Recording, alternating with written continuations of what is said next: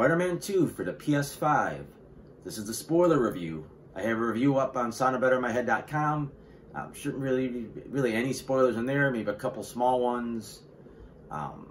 And both this review and that one, you'll probably have some reviews for this first Spider-Man game. Not so much for the Miles Morales one because I didn't play that one. I end up giving this a 3.5 out of 5, which is what I actually gave the first game. Been a lot of sequel video games lately. Sequel video games I've played lately that are, I could describe it as the same game but better. Like they took what worked in the first game, they improved it. Sometimes you add new places to visit. Sometimes you add new, characters, new enemies, new, abilities, and the story continues over. And that's Spider-Man 2 falls in that category. First game was really good.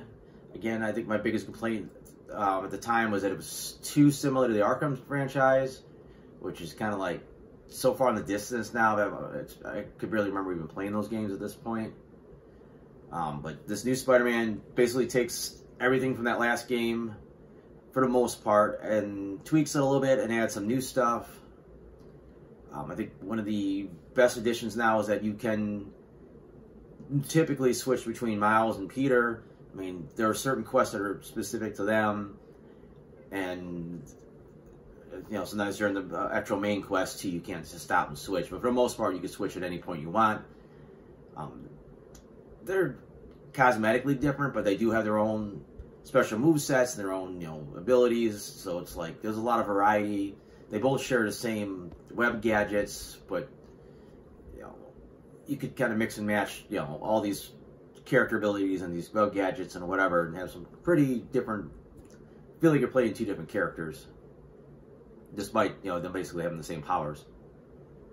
The game seemed to get away from the stealth aspect a bit more from the first game. The first game, I felt like there was a lot of more opportunities to try to sneak up on your enemies. I know there was a whole thing where you could kind of come up to the ledge of a roof when there are enemies on the roof, and you could like take them down from there with try to get them without being seen. There was like special takedown. That's gone now. You still got web line takedowns and all that kind of stuff, but it's like for the most part the game kind of seems like it wants you to jump in and fight.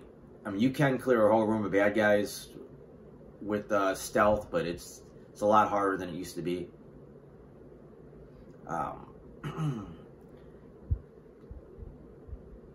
The first game also had the ability to you play briefly as Miles and you play briefly as MJ. They weren't very fun missions, like especially those missions were pure stealth. If you got caught, that was the end of the mission. You had to restart. This time you get to play as MJ a couple times. They did actually give the ability to fight back. They gave it the stun gun, and later on it gets upgraded. There's a web shooter version and then like a sonic version for the symbionts.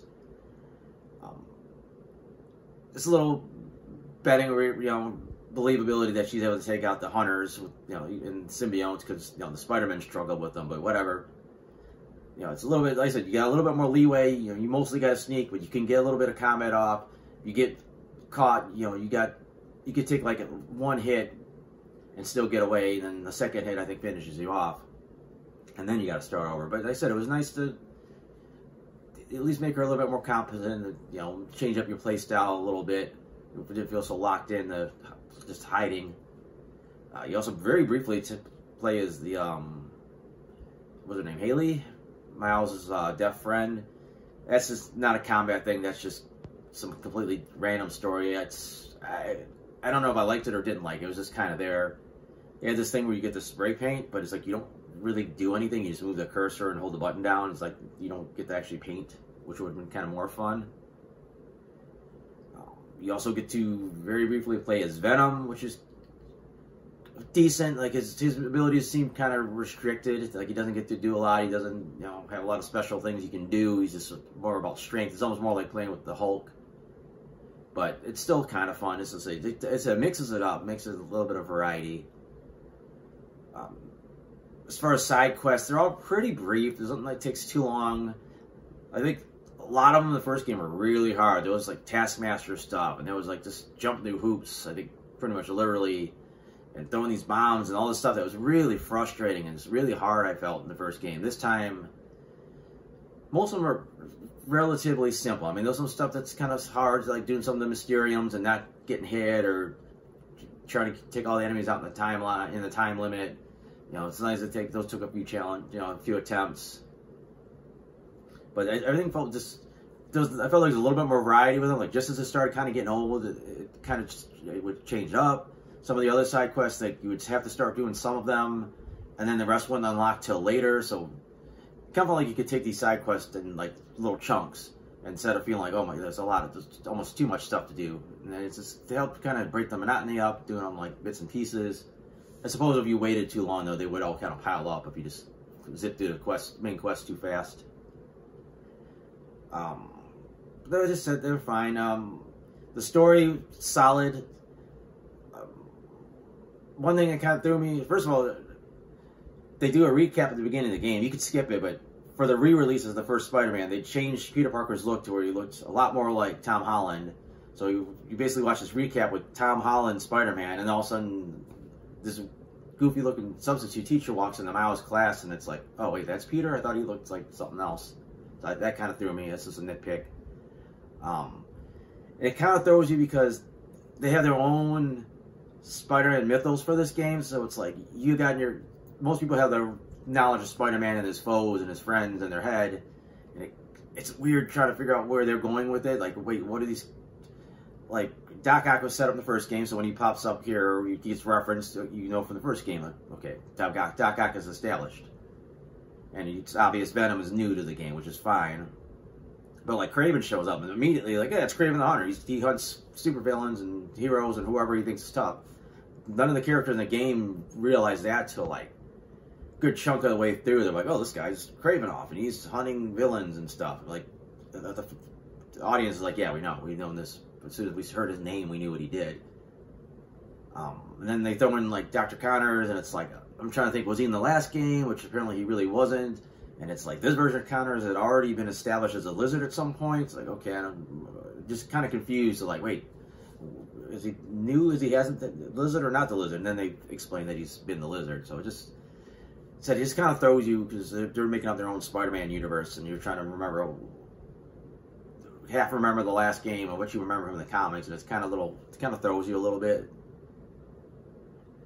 But the main story itself is okay. They do it like the last game, because the last game was setting up, you know, Mr. Negative is like the big bad, and then it switched to Doc Ock. This time, you know, you start off with Kraven, and then it switches to Venom. When this version is Harry Osborn, which is fine. And like, you know, for the story they told, I think it worked. It didn't have to be Eddie Brock.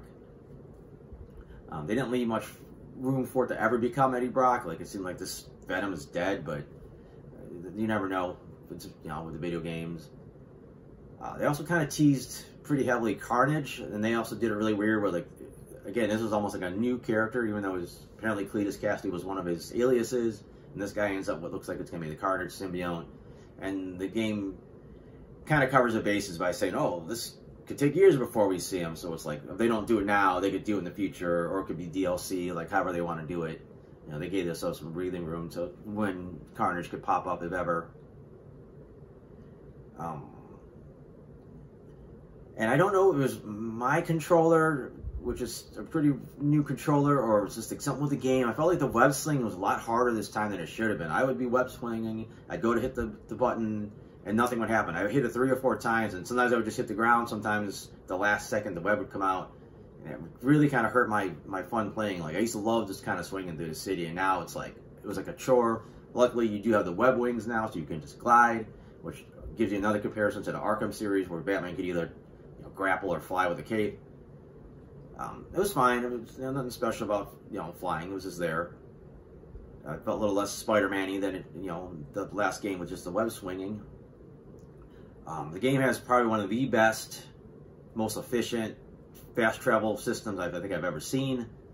You know, you do have to unlock it in each district, but once you do, you move the cursor to just about anywhere you want to go, within a couple inches on the map. Hit the button, and it zooms right in the map, and you're there. There's no load time. It's just, boom, instantaneous. And I said, it's not like, oh, you can only pick this city or this building as a you know, a point. It's like, no, wherever you want in the district once it's unlocked. And it's not that hard to unlock them.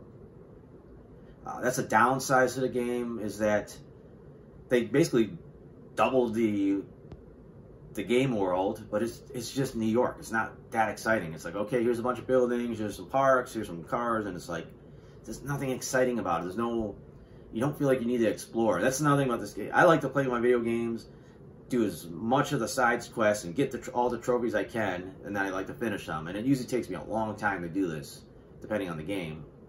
I think I started playing this game last month, and I finished it after a month. And that's not even like playing that often. Like I might jump in a half an hour or an hour one day, maybe not play the next day, where like a Zelda or some of the other games, I would dig in for a couple hours.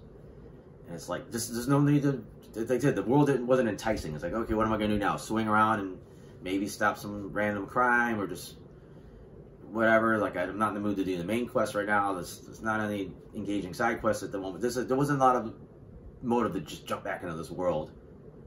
And it's they said it's a city. There's no real rewards from exploring. Like, yeah, you could fight some crime or find these little crates with, you know, tech pieces in it that you could upgrade your suits, but once you get to a certain point, like, you don't need any more experience points. You don't need any more of this tech. It's just kind of building up, and it's useless. Like, there's no reason to go look around the next corner. There's no reason to check on top of this building.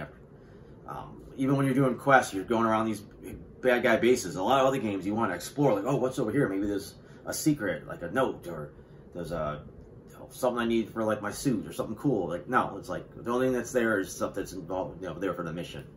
And it's just the exploration is boring. It's just like, okay, you do your story and then you do your open world like around the city, and it's just kind of generic. I think that's probably my biggest complaint about the game is it's just not engaging outside the main story, which I said the story is good, but the rest of the game is eh. And I don't think the story was as emotional as the first game. Like the first game, I teared up at the end.